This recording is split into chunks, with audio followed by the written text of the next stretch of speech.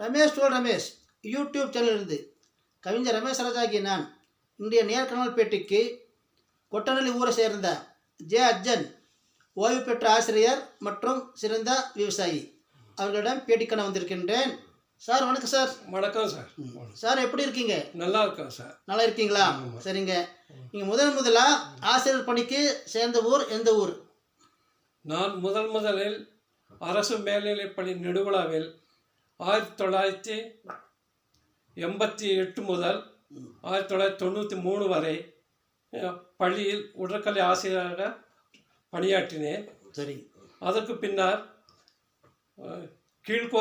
கோத்தகிரி அரசு மேல்நிலைப் பள்ளியில் 1 வருடமும், அதற்கு பின்னால் மறுபடியும் நெடுகுளா மேல்நிலைப் பள்ளியில் 2014 வரை உடற்கல்வி ஆசிரியராக பணியாற்றி ஓய்வு பெற்றேன். ஓய்வு பெற்று இன்று எத்தனை வருடங்கள் ஆகின்றன? இப்போ ஓய்வு பெற்று இப்போ 11 வருடம் ஆகிறது. 11 ஆகிறது. சரி, இப்போதைக்கு உங்களுடைய பொழுதுபோக்கு?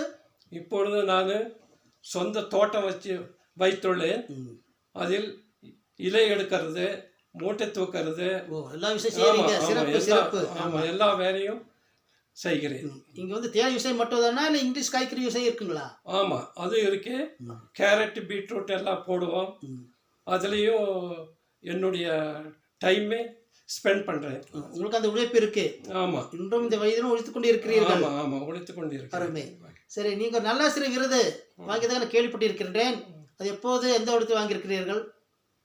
இப்போ நல்லாசிரியர் விருது 2014 வருடம் செப்டம்பர் மாதம் மாநில தமிழ்நாடு அரசால் எனக்கு வழங்கப்பட்டது.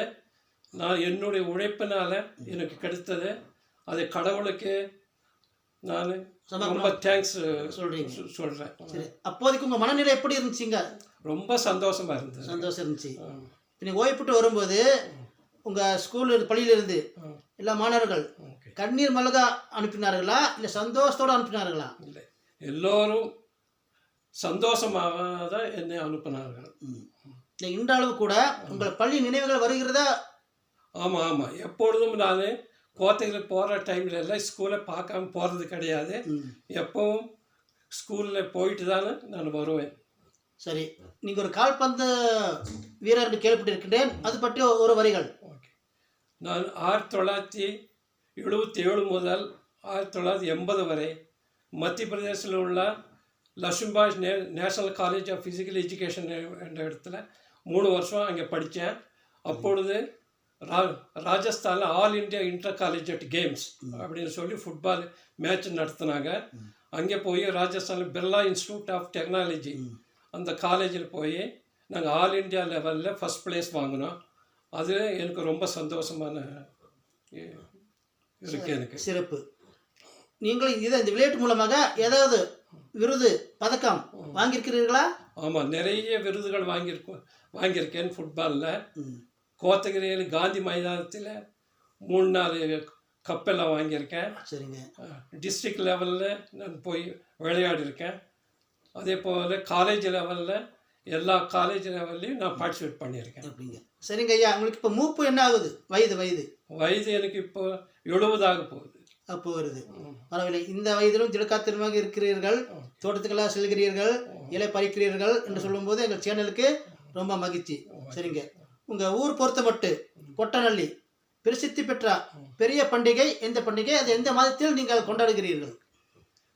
இது கொட்டநல்லி ஊரில் மகாலிங்க சுவாமி பண்டிகை பிப்ரவரி லாஸ்ட் 3வது வாரத்தில் எப்பொழுதும் நடக்கும். அதை நாங்கள் கிராண்டாக கொண்டாடுவோம். எல்லா மாணவர்களிலிருந்து காலேஜ் ஸ்டூடெண்ட்ஸ்லேருந்து எல்லாம் பார்ட்டிசிபேட் பண்ணுறாங்க. அதில் ஆடல் பாடல் எல்லாம் இருக்கு. அது ரொம்ப சந்தோஷமாக நாங்கள் சந்தோஷமாக இருக்குது. சரி, ஓகே. இதுக்கெல்லாம் நிறையா கூட்டங்கள் வருகிறதா? ஆமாம், கூட்டம் ரொம்ப அதிகமாக இருக்கும். அது ஊர் சார்பாக அன்னதானம் இருக்குங்களா? ஆமாம், அன்னதானம் இருக்கும். எவ்ரி இயரு அன்னதானம் நாங்கள் கம்பல்சரியாக போடுவோம். அப்படிங்க. சரிங்க ஐயா, நான் உங்களை தேடி இங்கே வந்திருக்கிற பேட்டி எடுக்கிறதுக்கு வந்தப்போ நீங்கள் தோட்டத்துக்கு போயிருக்கிறதா சொல்லியிருக்காங்க. ஆகும், நான் ஃபோன் பண்ணி நீங்கள் வந்து எனக்காக ரமேஷ் டோல் ரமேஷ் யூடியூப் சேனலுக்காக நேரம் ஒதுக்கி பேட்டி கொடுத்தமைக்கு மிக்க நன்றி. ஓகே சார், உங்களுக்கு எனக்கு ரொம்ப சந்தோஷமாக இருக்குது நீங்கள் பேட்டி எடுக்கிறத. உங்களுக்கு நான் ரொம்ப தேங்க்ஸ் சொல்லிக்கிறேன். சரி, ரொம்ப நன்றி. கரெக்டானது.